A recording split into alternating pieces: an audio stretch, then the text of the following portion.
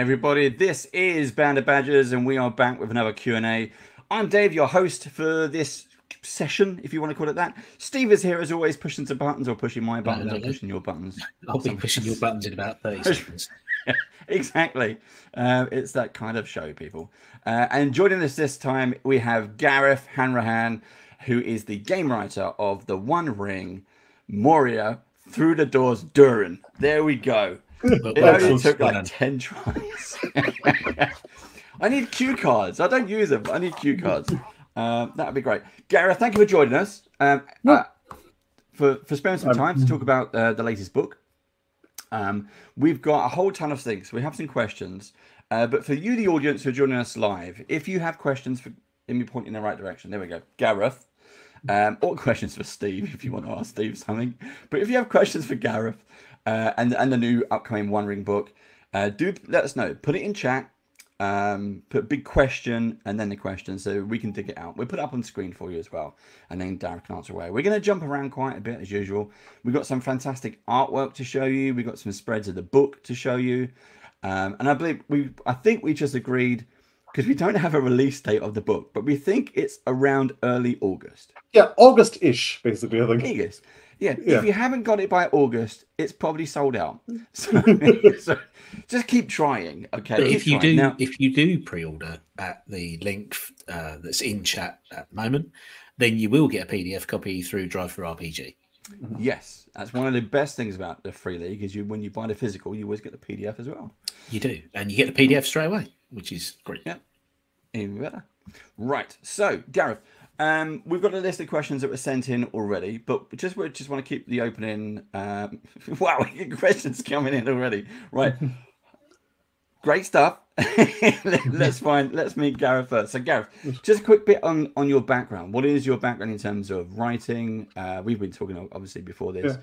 A little bit for the audience.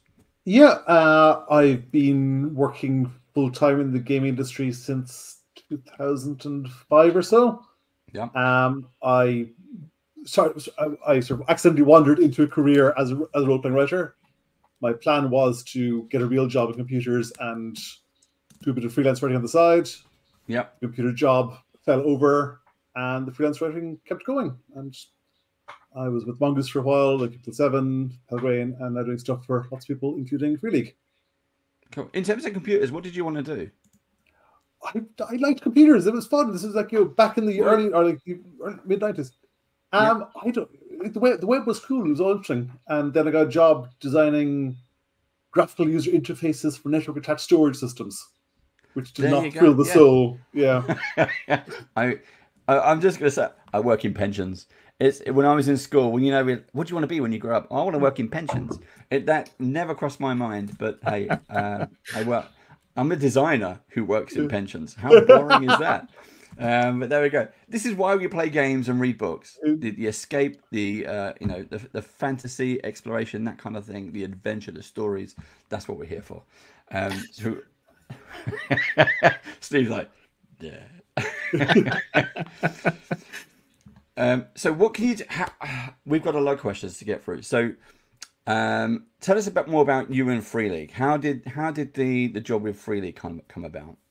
Well, I mean, before Free League got the One Ring license, People 7 had the One Ring license, and back then I was working like pretty full time for People 7, and I have known talking stuff since I was very, very small. Yep. It's like my very first role-play experience was playing Middle-earth role-playing many years ago. Nice. So when C7 had the One Ring license, I sort of elbowed my way onto working on that.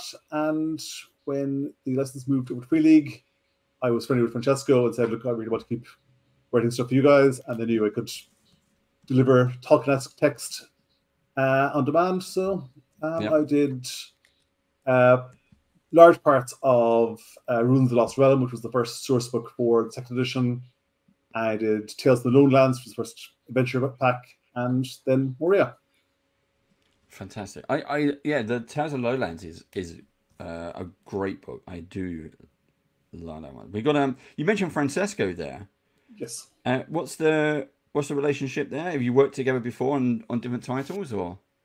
Mostly One Ring stuff. I did a little bit for was it Lex Arcana, the your like Roman Inquisitors searching out in sorcery. Yeah. But it's like 90% One Ring, and we tend to work more always in sort of like in parallel, as in like I will write a manuscript, send it off to him, and at some point later he'll come back with lots of little comments and tweaks. And at this point, I'm starting like insert monster stats here because whatever I suggest.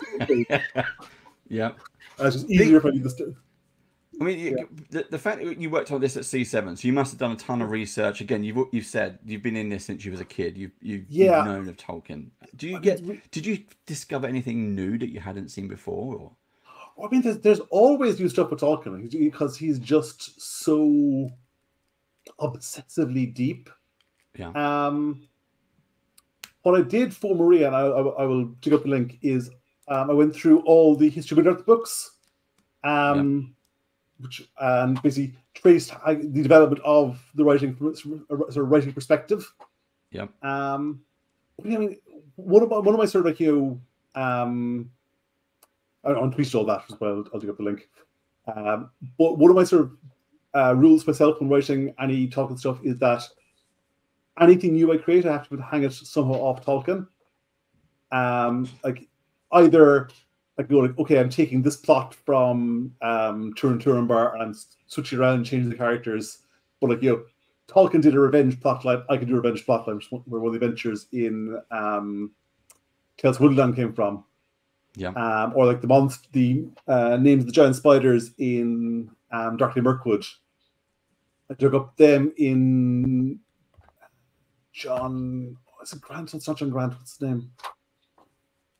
John Gareth. Sorry. Check his title. He did a book Tolkien the Great War, which was Tolkien's experience in World War One, both his early writings, and that he mentioned some monsters in there. And I'll grab those monster names. Right. So yeah, Nice. like I know Tolkien fairly well, but there's always more research, and it's like those tiny little details, and feel okay. I can build on this. Like in The Hobbit, he had this throwaway idea of this is before he knew that Bilbo's ring was the One Ring. He went, maybe some other goblins have invisible rings, and Bilbo escaped them. So that's where the invisible goblins in Moria came from. Every little bit is like somehow derived from Tolkien. Somehow comes about. There's some stuff in there. Did either C7 or Free League, did they have a relationship with the Tolkien property? Did you get access to that stuff, or was it just your own research from your own books? Without really wanting to get too much into the licensing stuff, these many years ago, Tolkien sold the rights to the Lord of the Rings and The Hobbit for like derivative works for the movies to Saul Zaentz, who was an American film producer, and that became like Tolkien Enterprises, and the license we're using draws to that, so we can't use anything outside the text of Lord of the Rings and The Hobbit, which means an awful lot of digging through the appendices, going, aha, look, this word, this one name is mentioned, we can therefore build on that. I mean, I've tried to read through. I've tried to read through some of the appendices stuff. My wife has, because she is that in love with Lord of the Rings. She's a better person than you, clearly. Yeah, she is. Yeah, I mean, religiously, we have to watch the uncut edition every year. And now we've got a little boy. He's been inducted into it, and he loves it as well. I mean, he's got his D&D characters, his Pathfinder characters, are all based on the main cast. So he loves tying all that in. Let's bring in. But actually, before we do that, let's take a quick look at some of the artwork. So if you didn't already seen this is for the audience. This is the cover. This is the book you're looking for on the shelves of your local game store. Early August. I would say right now. Early August. Sometime soon. Sometime soon. Or if you do pre-order, you can order directly through Free League, and of course, this will just come through the post. Now, as we've seen in other Free League books, these books are amazing. They are beautifully designed, great artwork inside, and most of them have some really nice, high-quality kind of textures to them. It's not much just a laminate hardcover. These are somehow textured. But we do have a question, so let's bring this up. Here we go. Dragonborn Industry says, what system does the One Ring RPG use? We have two options. Yes. Indeed, there are two One Ring RPGs. There's the One Ring self-contained RPG, and there's also a D20 conversion. Basically, there's all the books are built both lines. There's slightly different titles and covers for each of them, and basically all the sort of setting text is the same, and then you've got different rule stuff. I don't touch the D20 stuff. They have people who actually know D&D a lot better than I do, or these days, to deal with that. But the One Ring system, it's basically you've got your feat dice, which is a D12 with lovely little icons of Gandalf and Sauron. Yep. And you've got success dice, which are D6s. Yeah. And you basically have a stats of, I have a blank on the system, body, will, and heart, which are your three main stats, and you've got a bunch of skills, and you've got hope, which is the sort of driving element of the game, where basically you put hope and shadow, so basically you sort of track your character's emotional state at the same time. And yeah, it is fairly simple. The sort of distinctive features of it is that it's got specific rules for journeys, so it's a unique selling point because Lord of the Rings is basically a long, long walk. Yeah. It is. It is. Yeah, it is. You think at least they get some horses, but they don't. They don't. They briefly get horses in Rohan. That's about it. Well, it's like, oh, where should we go? Let's go over the mountains. Okay, they're gonna walk. Yep. And it'll be like your boots are made of like strips of leather, but we're gonna walk in snow that's at least 10 foot deep. Yeah. You've seen the Tom Hardy song, have you? Yes. Yes. Yeah. It's true. I know what you're talking about. Exactly. Yeah. Yes. Yeah, it's true. Yeah. Right. Steve, did you have another bit and piece? I've got some. There was another questions. question about will this be? Well, I'll put it up on the screen.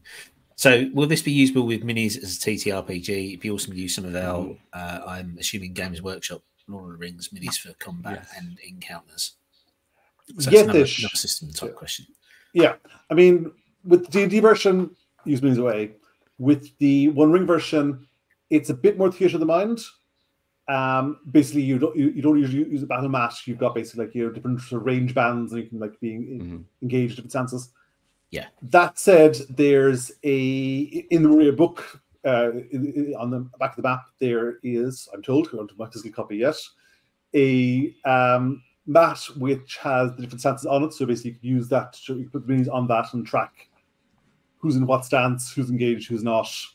So it's not like a miniature war game, but you've got this like physical tracker on the table. Yeah. It's very much like the Alien system where you've got the engaged, short range, medium range, and so on and so forth.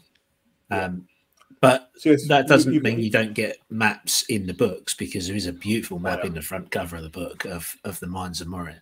Did we have a slide of that, Dave? No, I don't think there is on that particular one. You might have some artwork in there, but you'd have to flick through and have a look. I'll have a search. We do have another question. Well, I was going to ask, because we were talking about again, you've done the research when you use it at C7. We go over to Free League. How do you approach? So, and this is a question that all writers is going to be wanting to hear this. How do you approach something like this? Because this has to be one of the most adventurous locations in all of Lord of the Rings. Someone said Lord of the Rings, they're like, oh, it's like say friend and enter, that kind of thing. Speak friend and enter. And then you go in and we see all the story that's in there, the knocking the piece of armor down the well, all the noise. We hear the drums. The drums are coming. To be able to go to that location is just mind-boggling. So how do we do this? How do you approach that as a from research and then turn it into a story? Well, I mean, for research, it was just a question of reading Lord of the Rings over and over again, going through the history of Middle Earth books, watching the movies. I mean, I'd say my first role-playing game when I was 11 in the city library. I know what gaming was, but there was like demo going on, and they said like, "Yo, we need another player." And they had to be a character sheet going, "You are an elf who was passed through Moria." I went, "Okay, I don't know what this is, but this is the best thing ever." So yeah, a lot of it was just to capture the emotional feel of it. It would be slightly trickier. The One Ring game is set before the events of Lord of the Rings. It's basically about like 70 years before, not 70. Yeah. At this point, it's what, 40 or so before the events of the books. It's between The Hobbit and Star Lord of the Rings. Yeah. So that's fine when we're dealing with stuff off Mirkwood, which doesn't like actually really come into Lord of the Rings story itself. Moria, you have to basically build this adventurous, dynamic, challenge-filled dungeon, and be conscious that for canon purposes, obviously you can do it onto your games, everything has to line up with what happens in the books. So like you can't do an adventure where the characters kill the battle and we take Moria as the sort of the default thing. It has to be like, here are possibilities you could do. Here's how to put it back for line up with later books. So it was sort of like trying to build a roller coaster inside a museum where basically as much adventure and challenge and peril as I can, but everything's very, very delicate, has to be carefully done. So a lot of it was basically building in options, coming up with locations that like could have been in there if the village turned like left instead of right. Exactly. And also getting the iconic locations right, but making sure that they would like survive contact with the players, so to speak. So there are lots of like orc bosses in there to kill because if when the players get there, they can be dead. That's fine. Yeah. There are also like secrets to discover that aren't things the Fellowship found. I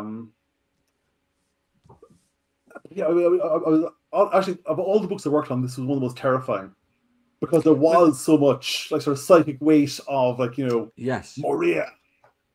I remember like the day the PDF came out, the original fans were sitting there frantically refreshing, going, like, "Do people hate us?" Like I think the book is wonderful. I really do. I think the entire collection is wonderful, but I think you've done a great job. I think you've captured it just right. But other books I wasn't worried about, like the Tales of the Lowland Adventure Pack, like adventures I can do. That's fine. People may like it, they may not. But Moria, it is special. It is exactly. That's what I was kind of getting at. Like, how someone gives you this monolith to do. It's like, wow, this is. Did it test you? Did it worry you? Did you just go, right, I have to work through this, and again and again and again, to like polish the areas that you were trying to do?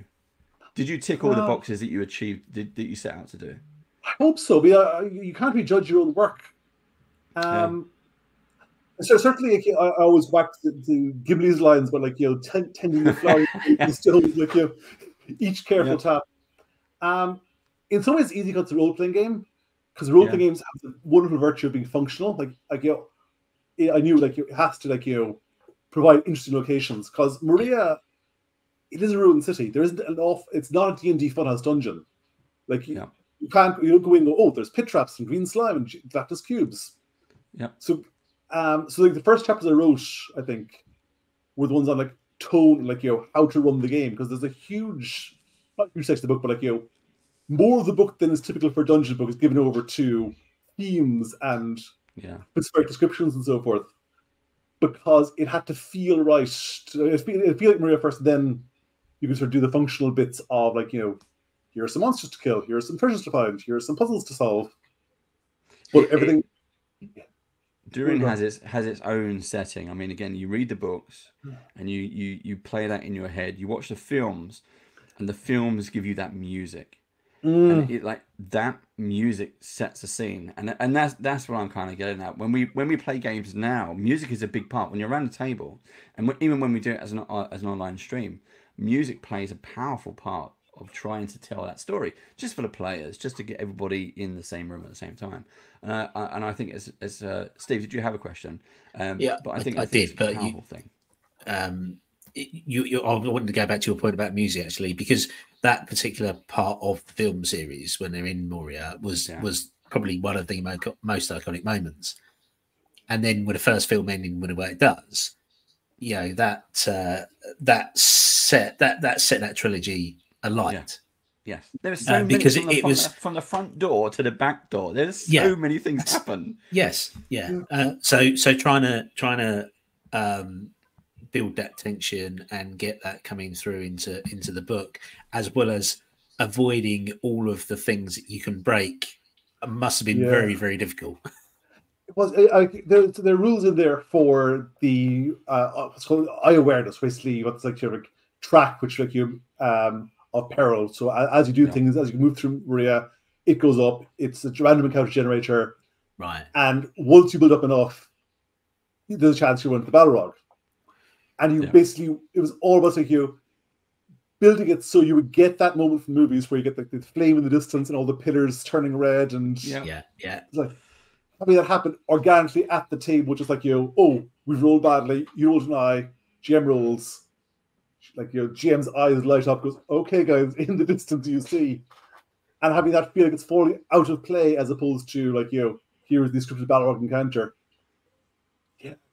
It was this lovely challenge of sort of bridging lower player expectation and game mechanics and functionality, and just trying to get that point of balance between them all. We do. I was going to say, Steve. So that's what I was going to do. It segued perfectly into that question. Exactly. There we go. So we got here. Moria is a dungeon, but the book doesn't describe a typical dungeon crawl procedure. And you mentioned the generator tables. Can you please describe how a delve into Moria would work in those game terms? So we've already kind of pitched on that, but yeah. Well, basically, the large chunk of the book is describing landmarks in Moria. Basically, they're important locations. Some of them are from the books. So you've got the second hall in the chasm where they go through. You've got the Chamber of Marzabul where Balin set up his fortress. You've got all the way to the mines. You've got the Balrog. You've got Zerek Sigil, the Durin star at the top. They're all written up. They've got all their own individual maps. But sort of in between them, you've got basically the ruined city or the mines or goblin caves, whatever. So depending on what you're doing in Moria, like if your characters are just trying to pass through it, there are journey rules for getting from A to B. If you're looking for a specific location, there are rules for basically going in, finding those locations.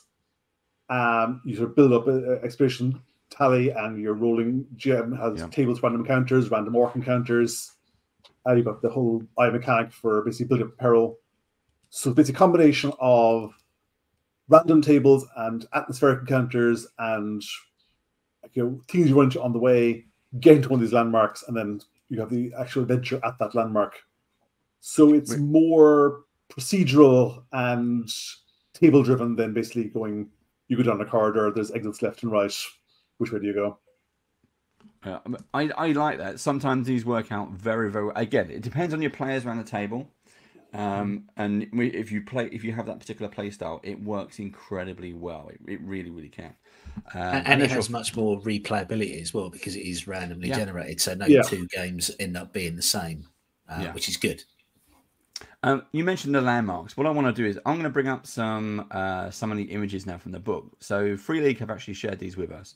We've got artwork, we've got sketch artwork, we've got book spreads as well. We're going to show that with everyone. But Gareth, if you could just talk us through some and just again, this artwork is stunning, but we all know the location. Yeah, I know. It's absolutely like engraved onto memories. Like everyone knows those trees, everyone knows the door, everyone knows the Watcher. The Watcher, yes. Yeah. I was trying to remember, and I was like, what was it? What was it? People call it? We do have a related question there that's just come up. What are some of your favourite landmarks in the book? While you're talking, I'll just put up some of these artwork pictures. But yeah, what are some of your favorite landmarks? I'm very, very fond of the Ledge of Woe, which is basically this little dwarven prison, which is basically multiple levels below the chasm. So basically, it's like you've got the Durin's Bridge across, which the fellow run across and Gandalf will eventually smash. Yeah. But like hundreds of feet below that, there's a ledge where the dwarves kept some prisoners, and now the orcs are basically using it as a holding cell. So if your player characters are captured, then that's where they'll end up. If you have NPCs who are captured, that's where they'll end up. There's a couple of very spoiler locations over in West Moria, which basically play into campaign stuff, which we won't go into. Yeah. The artwork on these questions. I'm reading two different things. The artwork on these is amazing. They have a cave troll. Yeah. Oh, and the Balrog with its wonderfully debatable wings. It's absolutely stunning. Now, all of this artwork are in the book. All of these are in there. They're double page spreads. They are absolutely beautiful. I mean, this is it for me. It's the going in the darkness. I think that is one of the things to really kind of. Yeah, that coupled, as you say, with flame in the distance as Balrog starts to give chase. Yeah. That's the tension part of the game, which is what I look for. And the final piece of artwork there is the cover. Yeah. And again, boom, that is so beautiful. I love the Free League art team. The commissions are just superb. Absolutely superb. I'll look at who the artist is actually. I didn't check that earlier. It is a whole bunch of artists working on it. Yeah. So we have another question regarding this particular book. We do have Antonio De Luca, the cover artist. Cool. Yeah, so that's beautiful art.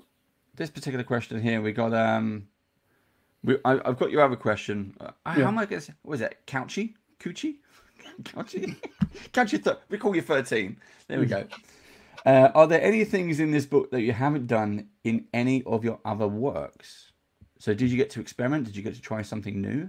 I mean, as I said before we started, this is one book I wrote twice, because I wrote a version for Cubicle 7, and then when they lost the license and we were Free League, we'd start again from scratch.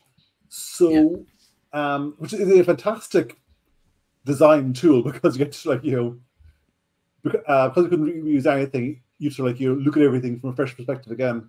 Yeah. Although the two books are very different, because the first book was very much you are playing Balin's expedition and that's it, whereas this is more of a toolkit for build your own Moria, go through it as you wish. If you want to play Balin's expedition, there's an appendix for that. If you just want to make a treasure hunt, that's fine. If you want to basically take a shortcut into the mountains and hope you get through, that also works. I mean, it was really the biggest thing I think was just the amount of advice to GMs on how to make it feel right, because I was so conscious that this is a location that everyone knows. It's one of the sacred zones of geekdom, basically. I think this is one of those things that if you get into this when you're in school, the Lord of the Rings, when I was in school, they were big books. They've always been big, thick books, so that always turned me off. I got into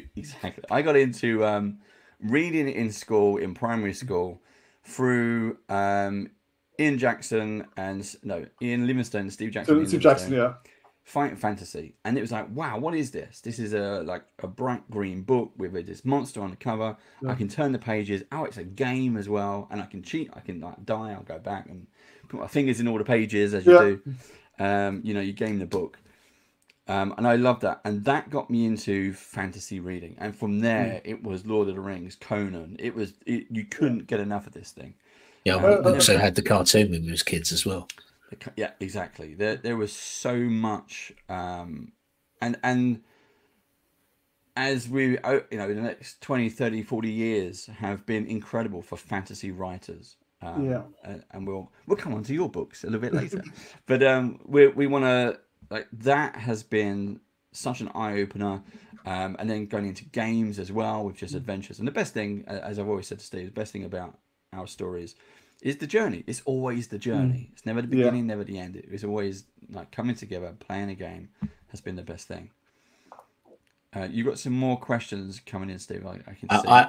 I do have a question of my own. So there are some they're described as foul things in the book. Yes, nameless things. Yes, and so are they? Because you talked about everything that you do being based in the lore, based in the canon of Tolkien. So did you pull those creatures straight from other works or the appendices, or is there a touch of your imagination with those?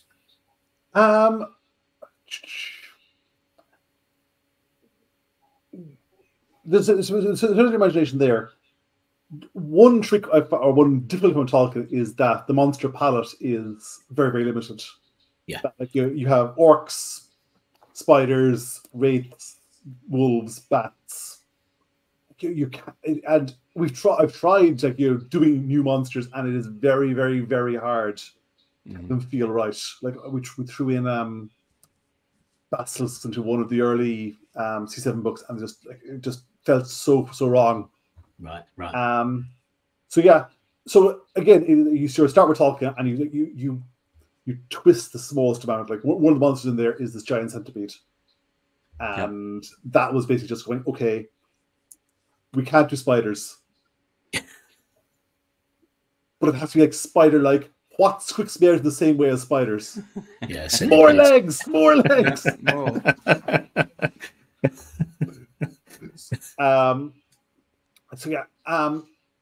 the other trick is, if you can't fit in Tolkien, we'd go back to stuff that inspired Tolkien.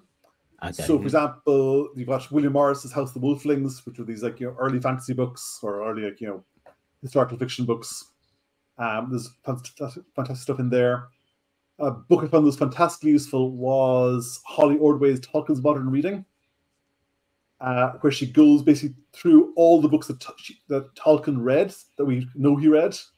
Yeah. And identifies all the bits that he borrowed stuff from, which is pretty liberating, because, oh, Tolkien's stealing stuff too.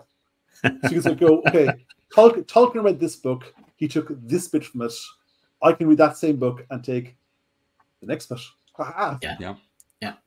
And also, going back to Beowulf and so forth. Yeah. We've got some more artwork we can put on the screen for viewers. Again, keep your questions coming in. Just put in question as a start of your question, and then add your question. We've got a lot of good comments coming in, lots of nice stuff. But if it's a question, we will shout it out. We will put it up on screen. Let's have another look at this. So these are pages from the book. These are the double page spreads. So we've seen some of this artwork, but again, these lines and at the gates the trumpets sang. Again, look, I've got goosebumps. These things is how it hits. I think is why it's so powerful. As we keep saying, you've got years and years and years of this sort of psychic weight of everyone knowing Tolkien stuff, and his language just works so well for these things. Like it just sounds inspiring. We've got some more spreads here. One of the things we've talked about how beautiful their books are, and this goes for everything. This is Forbidden Lands, this is Coriolis, Cymberum, Alien. They got so much, but I think with the One Ring, these are potentially the best laid out books, the most intricate designs, all these little kind of little edging effects, and these sketches are beautiful. There's another page here, so that's just an example of one of the pages for everyone to have a look at. If you haven't seen a One Ring book, go to your game store, find the core rule book kind of thing, the main source book, and just have a flick through. They are beautiful and incredible. Thick paper as well. They're really high quality standard. And look, you've got a double page spread of pure text, but look how pretty it is. It's really, really nice. You're not going to get bored of reading these books either. There's always something to discover, which is one of the things that I absolutely love. But look at these. Look at that. I love that. The mansions of the dwarves. And then the the time riddle from the Hobbit. Like one of the great fun bits is like digging through the books for like a quote that will work in the context. Yeah. Because like wherever we can, we put in quotes in the books. It's a really nice break as well. Yeah. I love all of these bits and pieces. Yeah, they're very good at giving the space, the text and the readers take space to breathe. Yeah. Yeah, and again, these sketch pieces of artwork are phenomenal. We actually do have more artwork. We'll bring that up in a few minutes, and we'll talk about those. But all these kind of little snippets of this artwork on these pages, we've got a good selection to show everyone before we get to the end here. Right, we've got more questions coming in. Go for it, Steve. Okay, so the question is, what is the process to make a new calling or a heroic culture? I mean, the first question really is like, what's the justification for it? Like, because we're trying to emulate Tolkien as much as possible, we're very cautious on what gets added to the game. In Moria, we add in the dwarves of Nogward and Belgoth. They were sort of added in because we set up this sort of dynamic where dwarves aren't supposed to go into Moria because of King Dane's foresight, like that because Moria won't be retaken while the Balrog's there. Yeah. So don't go back there, but we want to basically give players more space to be able to sneak in there and do adventuring stuff. For them, you start with Tolkien, start with the lore, start with what he's written about that particular culture, and if he only mentions in passing, then it's back to his sources. Yeah. So, for example, the woodmen in the first edition were very much based on William Morris's House of Wolflings. There's a lot of stuff from there, and basically you take whatever nuggets Tolkien give you and carefully build on those. Mm-hmm. So it's very much an additive, slow process. It's very, very careful and conservative, and one hesitates to say reverential. That's basically the mood of it. It's like other games you should throw back ideas. Go like, what about this? What is this? With Tolkien, it's like why should we try this? So there is another question. We did touch on it earlier, because you talked about licensing. But are you limited to what material you can draw from? Yeah, the license only covers The Hobbit and Lord of the Rings texts. Yeah. It also covers the appendices, and then there are places where we can't draw directly from the Silmarillion. We can't mention stuff from the Silmarillion unless it's mentioned in the other books. Yeah. But we we can either take inspiration from it or very carefully hint and no one pays too much attention. But I mean, as long as we're not sort of trampling all over the boundaries, we haven't had any problems. I mean, I think of all the books I've done, I think they asked me to take out one name was the only time they actually asked for a change. Right. But yeah, I mean, also because of this is all way above my pay grade, but the whole with Christopher Tolkien's passing and the state changing attitude, things are becoming more flexible as far as I understand. But we're still limited by the old license. We're very careful, and honestly, we're So did that the source material that you're allowed to draw from, did that really drive when in the timeline you were focusing on, because you said you were between the Hobbit and the Lord of the Rings events? Yeah, I mean we're not. You can run the game in other time periods. Like the old Merc was set in 1641, which is but before Moria falls and so forth. Yeah. But the plan is, long-term plan, is basically keep moving the timeline forward until we get up to the War of the Ring and Benson.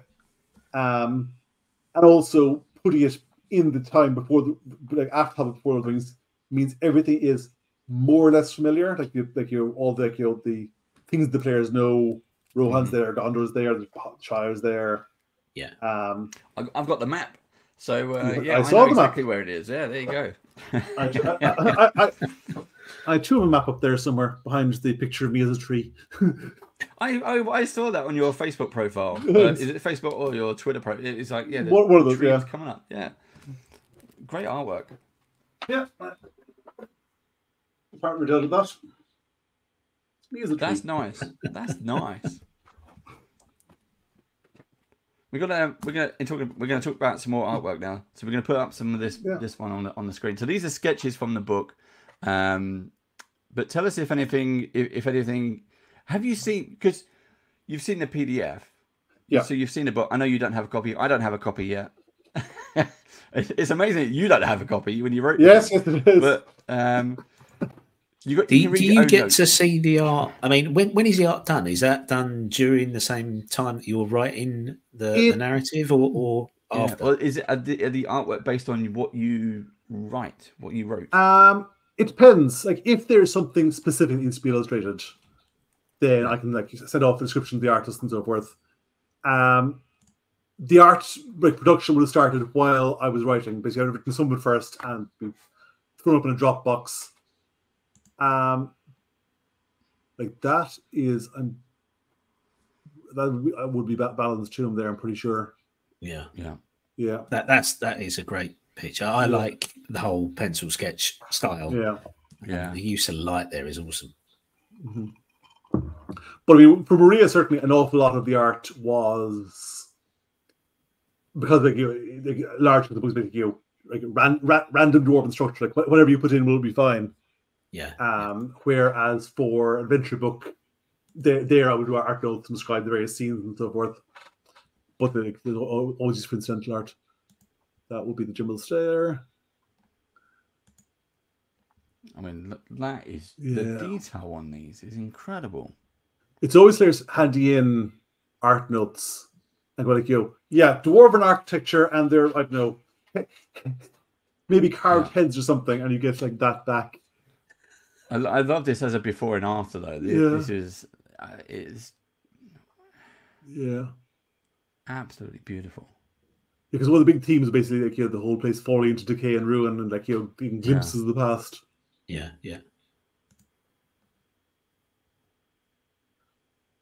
Now you mentioned there's who are the orcs. So these are where we say we got random generated these, but do they have what kind of profiles do they have for these orc bosses? Yeah, basically they're random encounters for orc warbands, but there are also a bunch of different orc factions, basically orc bosses and so forth in the place. Yeah. One of the issues with any dungeon is people to talk to. In a regular adventure, you've got a whole bunch of NPCs you can actually interact with. Yeah. In Moria, we basically while we crammed as many people in there as we could. Obviously, you can't have it be this bustling metropolis because it's a spooky deserted ruin. So we've got a bunch of people outside you can meet. We've got a couple of people wandered in. You can have those random encounters.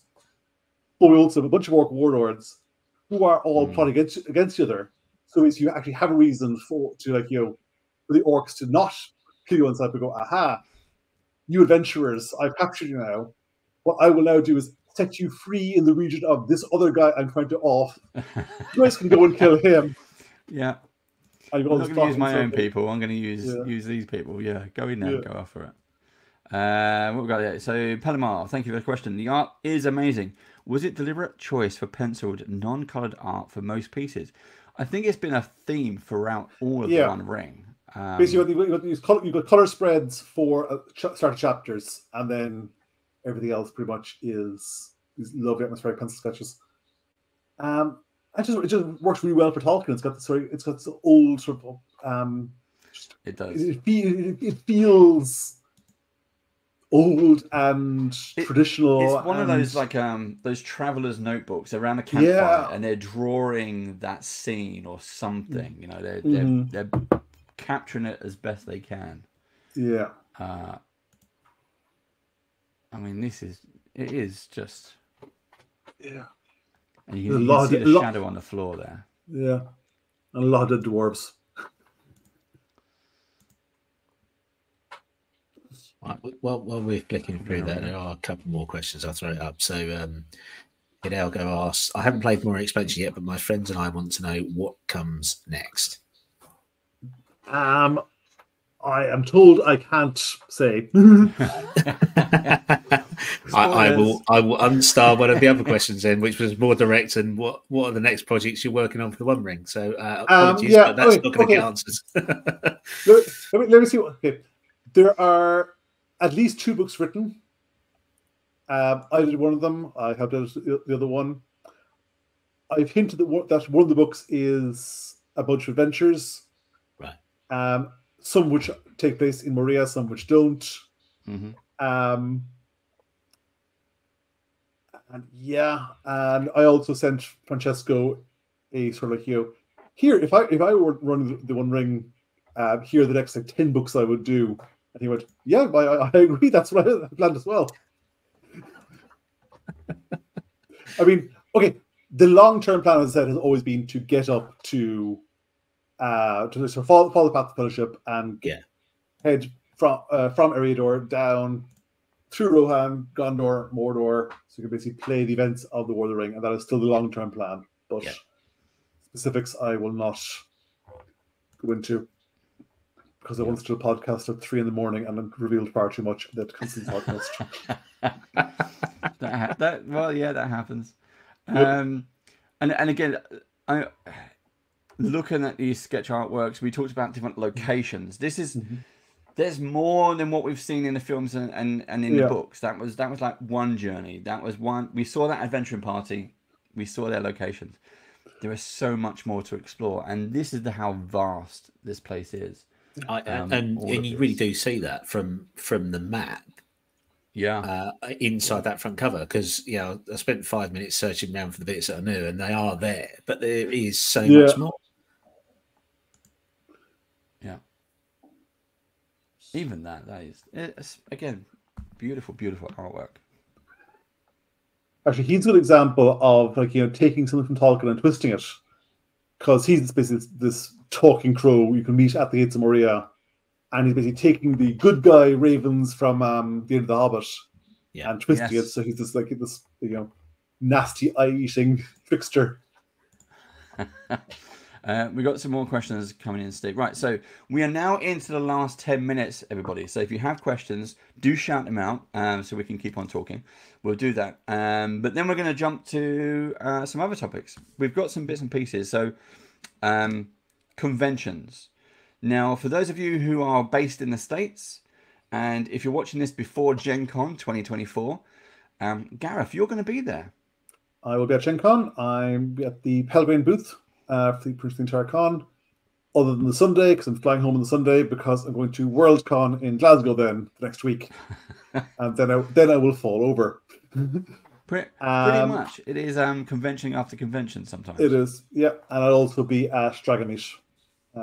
Always going to. Cool. We will make sure. Have you already got your Dragonmeet? I found my Dragonmeet ticket from 2009. Wow. Well, should we get an old jacket? We've been going for the past 5 years, so now we know who you are. We'll if you're available for it, if you're up for it, because what I like to do is harass people to sign my books. Yeah, always. So we'll arrange a cup of tea or whatever you want to drink, and we'll sort that out. Yeah, there will be a custard cream involved. There's always a custard cream. Yeah, it's my favorite biscuit. But the Free League stand will be there. Will be there. Usually it's Dave Seamark and Matthew Tyler Jones. Yeah, I'm assuming you know. I know. Yeah. Yep. So they'll be there. I always chase Dave to sign my books. I will probably be downstairs at the Pelgrane booth, which is my normal haunt for the con. Well, that's cool. Like right next to the bar, so that's handy. Even better. Right. Okay, that's done. We'll sort that out. We can do that. Excellent. Steve, did you want to crack on with some questions, or yes, do you want to talk about? Okay, go ahead. Well, so I was going to segue into the next bit, which is talking about some of the other stuff that Gareth has done. With a question from we decided we're going to call this person 13. 13. so I mean, this is not just a free league question. This is a question for your writing process. Where do you start when beginning a new book? Is it the most interesting ideas, chronology, or something else? It depends. For a role playing game, I always start off with like the functionality of it. Ideas are easy. It's making them actually useful for a role playing at the table, for a novel or whatever, as an entertaining story. So a lot of it is basically like writing ideas and going, okay, how will this actually can this be expanded into a 200-page book or 600-page novel or whatever? So a lot of it is basically just a sort of filtering process of lots and lots of starting points. And what I often find with novels is that I come up with 4 or 5 ideas and then find out, no, hang on, these actually all go into one book and none of them are strong enough on their own, but when you combine them all, you can build something that can sustain a long story. Role-playing books I find far easier because the first and last question is always, how is this used at the table? Right. Yeah. And with the One Ring, it's kind of not double easier, but you got to how did this fit into the Tolkien's world? What section can we build on? And then how can it be used at the table? Yeah. So, for example, I'll stop myself there before I start doing spoilers.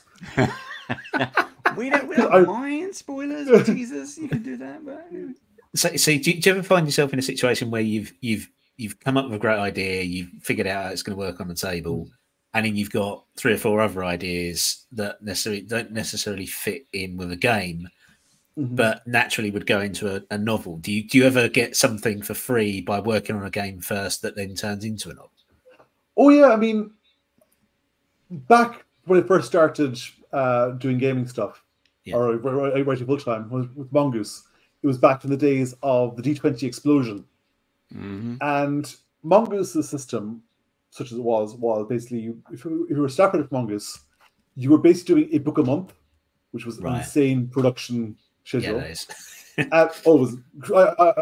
I was young and hungry, so I could do it, literally. But they didn't have, there was no outline process. Like, give us 70,000 words on dragons. Give us the Book of Paladins. What's in it? Paladin stuff. Which was fantastic because you got to just write out on this topic you might know nothing about, or onto a bit of research frantically. So you came up with lots of creative ideas. So like half the stuff of my novels, I sort of came up originally as random monsters, because I had to come up with give us 100 pages of new D&D monsters. They're going, okay, candle guys, monster angels, gull heads, and then 50 years later, go, oh, that was a nice idea. Actually, expand that. So if you dig through my early my Mongoose stuff from around 2005, 2007, the bones of half my novels are in there. Speaking of which, let's bring this up on screen so everyone can see. Here we go. So tell us about these ones, because these ones, and we got this set, we got another set as well. So take us through it. So these are your novels. These are not games as such. No, these are actual novels. Unless there's a Kickstarter coming we're unaware of, you're going to turn this into an RPG. I would also be unaware of it, but I did keep the RPG rights because I felt like I could do those. Okay. These 2 books and the sequel, which I just handed in yesterday, Sword Triumphant, they stem up. These are actually sort of not Tolkien based, but Tolkien inspired. There's a line in the intro to Lord of the Rings where Tolkien goes, Lord of the Rings does not follow the course of the real war. If it had, then the ring would not have been destroyed but used against Sauron, and Barad-dûr would not have been destroyed but occupied, as Berlin and so forth, or Germany was occupied after World War II. Yeah. So the starting concept here is you have your band of generic adventurers, pretty much. There's the paladin, the fighter, the elf, the dwarf, the wizard, the thief, the barbarian, the druid, cleric. They kill the Dark Lord, and then they occupy his not minus Morgul city of evil and try running it. Right. And the first book kicks off 20 years after they kill the Dark Lord. And the main character, Aelfric Lammergier, the warrior of the group, who is basically a farm boy turned meat shield. He is like strength 18, int about 7, wisdom. He's tried to put some points into it, but it's barely into plus 0. And he's been carrying around Spellbreaker, which is basically the sword of ultimate power. That's an evil sentient sword and gets all the best lines. And I love that. Yeah. After 20 years of him, having sort of peaked at saving the world and now not really sure what to do after that, the party cleric goes, "I'm just calling back. There's a prophecy here for you.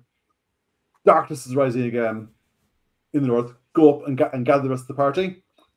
So he goes up, and on the way he calls into the tomb of where they buried the Dark Lord, and they put this magic seal on it, which only they could open. And find the tomb has been opened. So one of the rest of the party, one of his old friends, has opened the tomb of the Dark Lord, and he goes, "Right, now I can't trust anyone apart from my talking sword of evil."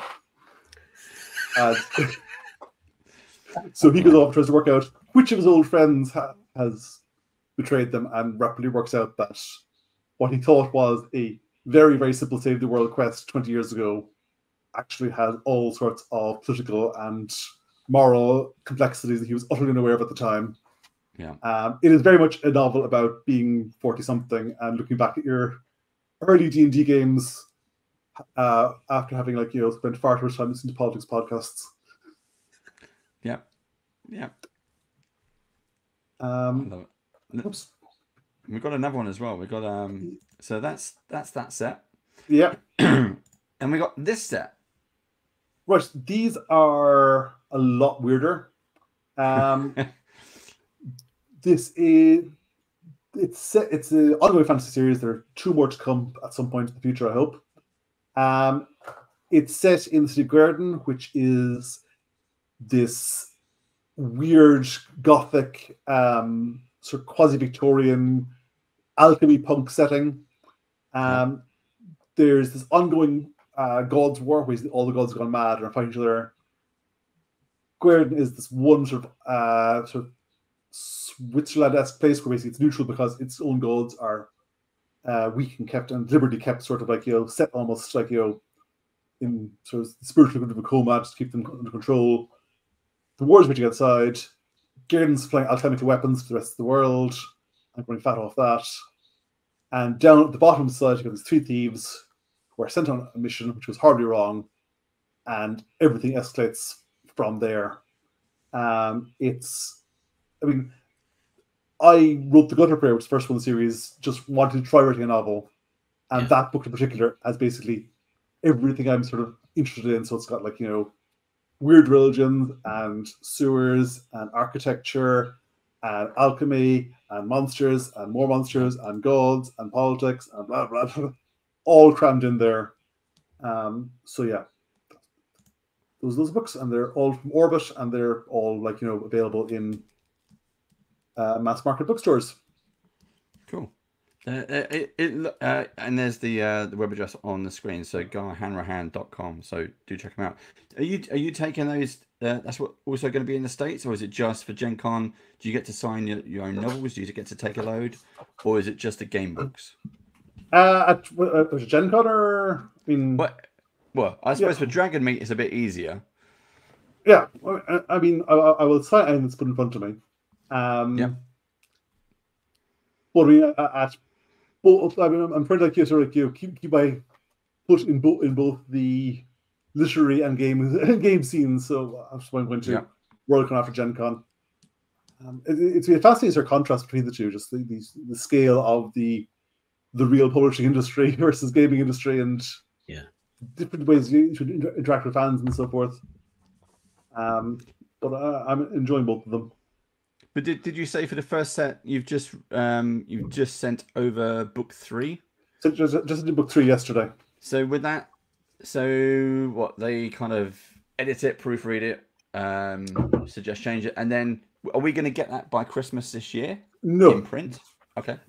Because that actually one of the weird changes. Like, with role playing stuff, if I submit a book now, it could theoretically be out in a few months. Whereas novels seem to take a year from. Oh wow! This was not like the initial submission. I submitted the initial one like 3 months ago. This is the final edits. Text is locked. It is done, as far as I'm concerned, and it'll still be a year. Well, almost a year. It'll be out in May. Yeah, wow. It's weirdly glacial. Cool. I was going to ask actually. Has publishing got easier because you got digital books now versus printing, but it doesn't sound like it has. Well, it depends. I mean, self-publishing has really taken off in fiction now. I always say that role-playing books are about 10 years ahead of fiction in terms, because we're a smaller market, much more nimble. So there were role-playing ebooks sort of long before big publishers started looking at ebooks and fiction. I remember Ron Edwards doing Sorcerer in 96 or something as an ebook. So crowdfunding, role-playing got in crowdfunding very early on. And then fiction sort of only followed later on. Anyway. In terms of, like you said, in terms of publishing, have you seen there's you got Book Talk, and you've got other things going on at the moment? Are you, because these are published from a publishing house? Have you seen these book subscription things where they have these collector sets now and they've sprayed edges and everything? Are we going to see you in any of those? Do they come to you? Do you go to them, or is it via the publisher? It's via the publisher, because I don't know. The Sword books, Inkstone Press, are doing Nobody's Brain Edge. Hardcover versions, and they've done those 2 books. They're all there's also the loot boxes with Fairy Loot or. If you get into one of those, your sales could just go through the roof. Boom! Wow. Yeah. It's hilarious. People going, "Oh, I'm a Sunday Times bestseller." Yes, it's because 10,000 copies went out in that one box. Yeah. That I haven't yet cracked, because although I did in the States, they did a version of Sword Defiant through a group called Caffeine and Legends, which is this box set where you get Caffeine and Legends, where you get basically a fantasy novel and a matching tea or coffee. I really want to know what the criteria are. This is this tea is sort of bloody and it's a carnage. Yeah. Do you know what they sent out with your book? What flavour tea or coffee it was? I don't, certainly. It's like, or pairing it with some whiskey or something like that. Yeah, there's a marketing idea. That would be a good one. Write that down, Dave. Badger's whiskey and books. Badger's. Well, we've got access to a brewery, and a brewery has asked us because we have a thing now called BadgerCon. So it's one day a year where we have a big barbecue. So we have a hog roast and all this kind of stuff, and we basically play one shots throughout the whole day. And it's great. Apart from this year, it rained, but it didn't stop us. It rained. We had about I don't know 50, 60, 70 people turn up, and it was brilliant. It's a fantastic day. But we've been approached by a brewery to say, would you like a Badger beer? And I'm like, I only want it if I can have it for the barbecue, but that's next year. So we'll have to wait and see. Right. We have gone over the hour, so we are going to wrap it up there. Gareth, thank you so much for, again, sparing the time, having a chat about the One Ring, having a chat about your own books as well, and everything you've got planned. You're going to be really busy the next few weeks with conventions. Yeah, the next weeks are going to be hellish, but if yeah. you're at Gen Con or World Con, I'm easy to spot. So and yeah, if you please say hi. And if you're in the UK and you're down near London around early December, Dragon Meet, we'll all be there. Exactly. I won't sign anything, but Gareth is there, so you can go and get your book signed. If you've been watching this on YouTube, thanks very much for hanging around. If you have any questions, put it into the comments below, and I'll send them over to Gareth, and he can answer them directly there. For those of you who joined us live, thank you so much for your questions. We didn't get through all of them, but again, thank you so much. Hopefully we'll see Gareth again in the future with some more books. I think I would love to get you on and talk about the novels as well. So at some point, when your conventions are done, maybe at the end of summer, as we go into autumn, we'll get something else. We can just talk about those books as well. Right. Don't go away, Gareth. Steve, I'll push the buttons, and I'll see you all again next time. I'm going to leave you with the trailer. Here we go. Bye-bye. See ya.